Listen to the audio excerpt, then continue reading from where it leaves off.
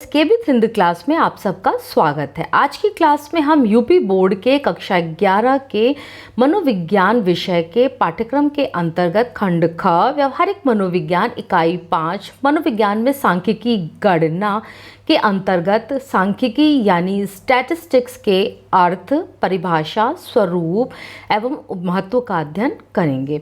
तो शुरू करते हैं आज की क्लास। सबसे पहले हम सांख्यिकी शब्द की उत्पत्ति कैसे हुई और उसका अर्थ क्या है इसको समझ लेते हैं। सांख्यिकी शब्द अंग्रेजी भाषा के स्टैटिस्टिक का हिंदी रूपांतर है और स्टैटिस्टिक्स शब्द की उत्पत्ति लैटिन भाषा के स्टेटस, इटालियन भाषा के स्टैटिस्टा और जर्मन भाषा के स्टैटिस्टिक से हुई है। इन तीनों ही भाषा के इन तीनों शब्दों का अर्थ राज्य या स्टेट है। इस प्रकार सांख्यिकी शब्द का अर्थ राज्य विज्ञान के रूप में किया जाता है। सांख्यिकी शब्द का प्रयोग करने का श्रेय जर्मन विद्वान गॉटफ्राइड को जाता है। गॉटफ्राइड ने सांख्यिकी शब्द का प्रयोग 1749 ईस्वी में मानव ज्ञान की एक विशिष्ट शाखा के रूप में किया था। सांख्यिकी का जनक गॉटफ्राइड को माना जाता है।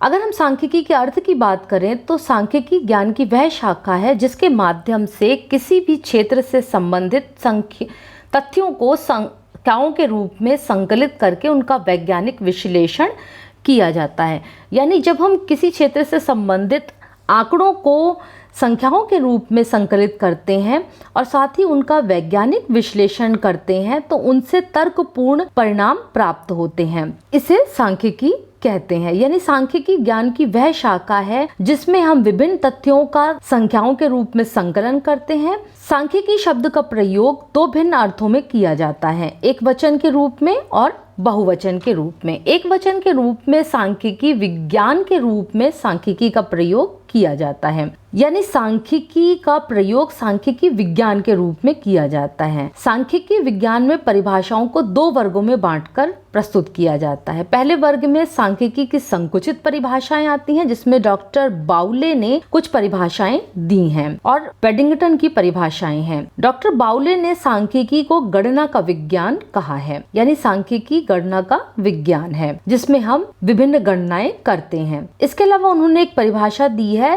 सांख्यिकी को उचित रूप में औसतों माध्यों का विज्ञान कहा जा सकता है।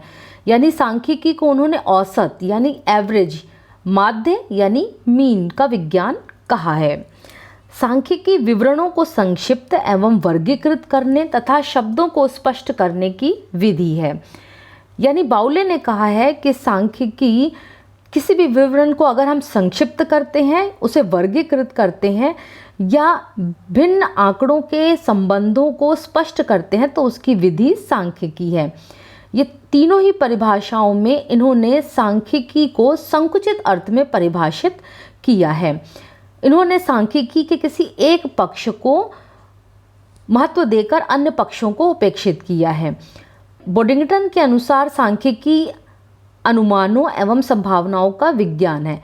यानी हम इसमें अनुमान लगाते हैं और संभावनाएं व्यक्त करते हैं। दूसरी परिभाषाएं हैं सांख्यिकी की व्यापक परिभाषाएं। इनमें सांख्यिकी को व्यापक अर्थों में परिभाषित किया गया। इसमें क्रॉक्सटन और काउडेन की परिभाषाएं आती हैं। इनके अनुसार सांख्यिकी अथवा सांख्यिकी विधियों को समंकों के संकलन, प्रदर्शन, विश्लेषण तथा निर्वाचन के रूप में परिभाषित किया जा सकता है। समंक यानी आंकड़े, जो आंकड़े सामूहिक होते हैं उन्हें समंक कहते हैं। तो इन समंकों के संकलन यानी आंकड़ों को एकत्र करते हैं, उनका प्रदर्शन करते हैं, उनका विश्लेषण करते हैं यानी उनका कोई अर्थ निकालते हैं, परिणाम निकालते हैं तथा उनका चयन करते हैं। इन्होंने अपनी परिभाषा में उन सभी तथ्यों को एक साथ एकत्र कर लिया है जिन्हें संकुचित परिभाषाओं में अलग अलग प्रदर्शित किया गया था। सेलिगमैन के अनुसार सांख्यिकी वह विज्ञान है जिसका संबंध समंकों के संकलन, वर्गीकरण, प्रदर्शन, तुलना एवं निर्वाचन की रीतियों से है। सांख्यिकी के जिन गुणों को क्रॉक्सटन और काउडेन ने अपनी परिभाषा में शामिल किया है उन्हें ही सेलिगमैन ने अपनी परिभाषा में स्थान दिया है। बस इन्होंने अपने परिभाषा में एक चीज़ और शामिल की है, वो है तुलना। यानी सांख्यिकी के द्वारा विभिन्न समूहों की तुलना की जा सकती है और इन आंकड़ों का संकलन किसी अनुसंधान के क्षेत्र में प्रकाश डालने के लिए किया जाता है। अब हम बात करते हैं बहुवचन के रूप में सांख्यिकी की परिभाषाओं की। तो बहुवचन में सांख्यिकी को समंकों के रूप में परिभाषित किया गया है। समंक यानी आंकड़े, संख्याएं। होरेस सेक्राइस्ट ने सांख्यिकी से हमारा तात्पर्य तथ्यों के उस समूह से है जो अनेक कारणों से पर्याप्त मात्रा में प्रभावित होते हैं। यानी जो तथ्य होते हैं किसी भी समूह के बारे में, जो तथ्य प्राप्त होते हैं वो विभिन्न कारणों से प्रभावित हो सकते हैं और इन तथ्यों को अंकों में व्यक्त किया जाता है। इनकी गणना या अनुमान परिशुद्धता के एक उचित स्तर के अनुसार किया जाता है।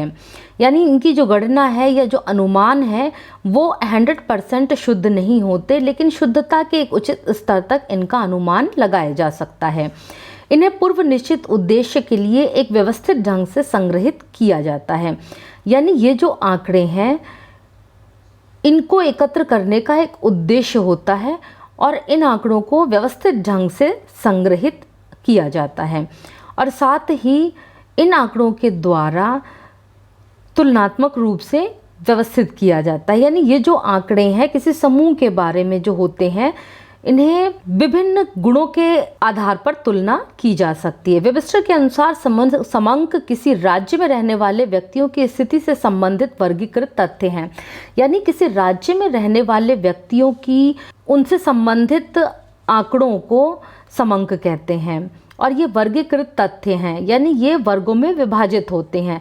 विशेष रूप से वे तथ्य जो अंकों के रूप में अथवा आंकिक सारणियों के रूप में अथवा किसी भी सारणी या वर्गित पद्धति के द्वारा इन्हें प्रस्तुत किया गया हो। यानी जो आंकड़े होते हैं किसी राज्य में रहने वाले व्यक्तियों के बारे में वे अंकों के रूप में हो सकते हैं या सारणियों के रूप में हो सकते हैं या फिर ये वर्गीकरण के रूप में हो सकते हैं। अभी हमने जो भी परिभाषाएं पढ़ी उसमें आंकड़े या समंक शब्द आया है। तो ये आंकड़े, समंक या प्रदत्त क्या होते हैं? सांख्यिकी मूल रूप से आंकड़ों का विज्ञान है।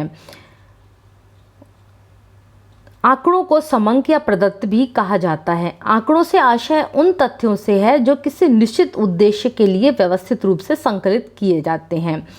यानी किसी समूह के या विभिन्न समूहों से व्यवस्थित रूप से जो आंकड़े संकलित होते हैं, यानी जो संख्याएं संकलित होती हैं और जो किसी उद्देश्य के लिए प्राप्त होते हैं, उन्हें आंकड़े या प्रदत्त या समंक कहा जाता है। इन आंकड़ों या समंकों की कुछ विशेषताएं होती हैं। क्या विशेषताएं होती हैं उन पर एक नज़र डालते हैं। आंकड़े तथ्यों के समूह होते हैं। यानी किसी एक व्यक्ति से संबंधित संख्या को आंकड़े नहीं कहा जा सकता। आंकड़े हमेशा समूह में होते हैं, यानी समूह से संबंधित तथ्यों पर आधारित होते हैं। अकेली अथवा असंबंधित संख्या आंकड़ा या समंक नहीं कहलाती, क्योंकि यह किसी समस्या पर प्रकाश नहीं डालती। आंकड़े सदैव संख्या में व्यक्त किए जाते हैं, गुणों के रूप में नहीं। यानी आंकड़े हमेशा संख्या के रूप में होते हैं। गुणों को हम आंकड़ा नहीं कह सकते। ये गणनात्मक होते हैं, गुणात्मक नहीं। आंकड़े विविध कारणों से पर्याप्त मात्रा में प्रभावित होते हैं। किसी भी समूह से जो आंकड़े प्राप्त होते हैं वे विभिन्न कारणों से प्रभावित होते हैं।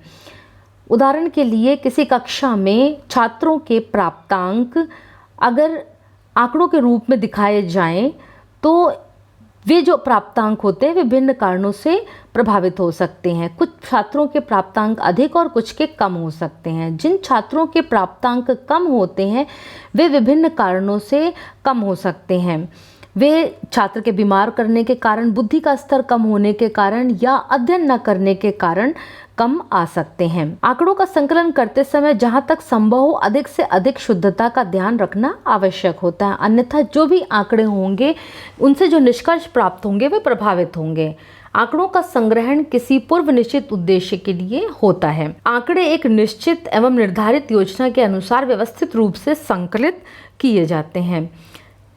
यानी जो आंकड़े किसी समूह से प्राप्त किए जाते हैं वो किसी निर्धारित योजना के लिए, निर्धारित योजना के अनुसार और व्यवस्थित रूप से संकलित किए जाते हैं। अव्यवस्थित रूप से एकत्र किए गए आंकड़ों से निष्कर्ष निकालना कठिन होता है। आंकड़े एक दूसरे से संबंधित रूप में प्रस्तुत किए जाते हैं, यानी अगर किसी समूह की आपस में तुलना करनी है तो ऐसे में जो आंकड़े हैं वो सजातीय और एक रूप में होना आवश्यक है, अन्यथा तुलना करना कठिन हो जाएगा। यानी किसी समूह की तुलना करनी है, समूह के विभिन्न व्यक्तियों की आपस में तुलना करनी है तो आंकड़े सजातीय एवं एक रूप होने चाहिए, यानी एक ही गुणों पर आधारित आंकड़े होने चाहिए, अन्यथा तुलना करना कठिन हो जाएगा। उदाहरण के लिए अगर तुलना करनी है, सभी छात्रों के बुद्धि से प्राप्तांक उनकी तुलना करनी है, छात्रों की बुद्धि से संबंधित आंकड़े ही एकत्र होने चाहिए। कुछ छात्रों की बुद्धि से संबंधित और कुछ छात्रों की आयु से संबंधित आंकड़े एकत्र कर लिए जाएं तो ऐसे में उनकी तुलना करना संभव नहीं होगा। आंकड़ों के संकलन में संगणना एवं अनुमान रीति को अपनाया जाता है, क्योंकि आंकड़े 100% शुद्ध नहीं होते, इसलिए सांख्यिकी में अनुमान के आधार पर आंकड़े एकत्र किए जाते हैं, यानी किसी भी समूह से संबंधित आंकड़े 99.99% सही होते हैं, 100% आंकड़े सही नहीं हो सकते। इसीलिए कहा गया है कि आंकड़े अनुमान रीति के आधार पर एकत्र किए जाते हैं। अब हम सांख्यिकी के स्वरूप यानी प्रकृति की बात करें तो सांख्यिकी विज्ञान है या कला है या दोनों है। तो इसके लिए सबसे पहले हमें ये जानना होगा कि विज्ञान क्या है और फिर उसके आधार पर हम सांख्यिकी की तुलना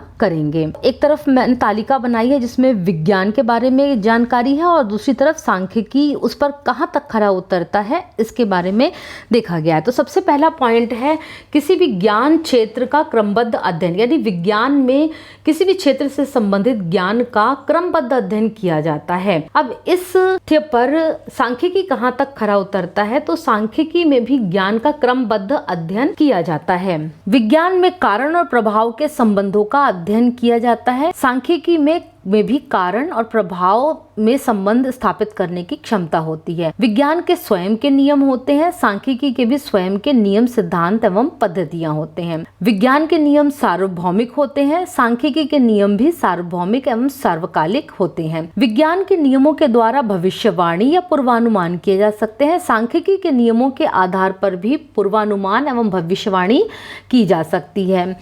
इस तुलना से स्पष्ट है कि सांख्यिकी एक विज्ञान है। अब हम कला की बात करें तो कला विज्ञान का व्यवहारिक एवं प्रयोगात्मक पहलू है, यानी विज्ञान से जो भी नियम या सिद्धांत होते हैं उनको प्रैक्टिकल लाइफ में यूज करते हैं तो उसे कला कहते हैं। विज्ञान के विभिन्न सिद्धांतों एवं नियमों का प्रयोग एवं क्रियान्वयन करना ही कला कहलाता है। अब हम ये देखते हैं कि सांख्यिकी इस आधार पर कला के रूप में कितनी खरी उतरती है। अगर हम कला के लक्षणों को ध्यान में रखकर सांख्यिकी का मूल्यांकन करें तो सांख्यिकी कला भी है, क्योंकि यह विभिन्न समस्याओं के समाधान की विधि बताती है। सांख्यिकी में विभिन्न समूह से संबंधित आंकड़ों को एकत्र किया जाता है, उनका वर्गीकरण किया जाता है, उनकी तुलना की जाती है और आंकड़ों का उपयोग किया जाता है। ये सब कला के स्वरूप को व्यक्त करते हैं। सामाजिक, आर्थिक, राजनीतिक समस्याओं का विभिन्न सांख्यिकी विधियों से अध्ययन करके आंकड़ों को ग्राफ, चित्र एवं तालिकाओं के रूप में प्रदर्शित करना भी कला है। ऊपर हमने जो भी विवेचन किया है उससे स्पष्ट है कि सांख्यिकी सैद्धांतिक तथा व्यवहारिक दोनों प्रकार का ज्ञान है, अतः सांख्यिकी विज्ञान भी है और कला भी है। अब हम सांख्यिकी का मनोविज्ञान में क्या उपयोग या महत्व है उसका अध्ययन कर लेते हैं। सबसे पहला महत्व यह है कि सांख्यिकी आंकड़ों को सरल एवं बोधगम्य बना देती है, यानी जब हम किसी तथ्य को आंकड़ों के रूप में प्रस्तुत करते हैं तो हम उसे सरलता से समझ पाते हैं और आंकड़े सरल हो जाते हैं और आसानी से समझ में आते हैं। सांख्यिकी में आंकड़ों को सुस्पष्ट एवं संक्षिप्त रूप में प्रस्तुत किया जाता है। जब हम किसी तथ्य को आंकड़ों के रूप में प्रस्तुत करते हैं तो वे तथ्य सुस्पष्ट हो जाते हैं और संक्षिप्त रूप में उन्हें समझा जा सकता है, यानी छोटे रूप में आसानी से समझा जा सकता है। सांख्यिकी द्वारा आंकड़ों को गणनात्मक, मात्रात्मक स्वरूप प्रदान किया जाता है, यानी जो आंकड़े होते हैं उन्हें गणना के रूप में या मात्रा के रूप में प्रस्तुत किया जा सकता है। सांख्यिकी द्वारा घटना की यथार्थ व्याख्या की जा सकती है, यानी किसी भी घटना की वास्तविक व्याख्या या शुद्ध व्याख्या सांख्यिकी द्वारा किया जा सकता है। सांख्यिकी द्वारा विभिन्न आंकड़ों में सहसंबंध बताया जा सकता है, यानी विभिन्न आंकड़ों में क्या सहसंबंध है, क्या कोरिलेशन है, इसको सांख्यिकी द्वारा बताया जा सकता है। सांख्यिकी विधियों द्वारा 2 या 2 से अधिक समूहों का तुलनात्मक अध्ययन किया जा सकता है, यानी 2 या 2 से अधिक समूहों की तुलना करने के लिए सांख्यिकी का प्रयोग किया जाता है। सांख्यिकी द्वारा किसी घटना के कार्य कारण संबंधों का अध्ययन किया जा सकता है, यानी किसी घटना के पीछे क्या कारण है उसका अध्ययन सांख्यिकी के द्वारा किया जा सकता है। सांख्यिकी का उपयोग विभिन्न गुणों के मापन में और विभिन्न मनोवैज्ञानिक परीक्षणों के निर्माण में किया जाता है। सांख्यिकी के आधार पर भविष्य कथन किया जा सकता है। शिक्षा से संबंधित समस्याओं के निदान में सांख्यिकी विशेष रूप से सहायक है। कि आज की इस क्लास में हमने सांख्यिकी के अर्थ, उसकी परिभाषा, उसके स्वरूप को समझा और साथ ही उसकी उपयोगिता को जाना, यानी उसका क्या महत्व है इसको समझा। तो आज की क्लास आपको कैसी लगी? आपको ये वीडियो समझ में आया, पसंद आया तो मेरे चैनल को सब्सक्राइब कीजिए, बेल आइकन प्रेस कीजिए, लाइक कीजिए और शेयर कीजिए। धन्यवाद।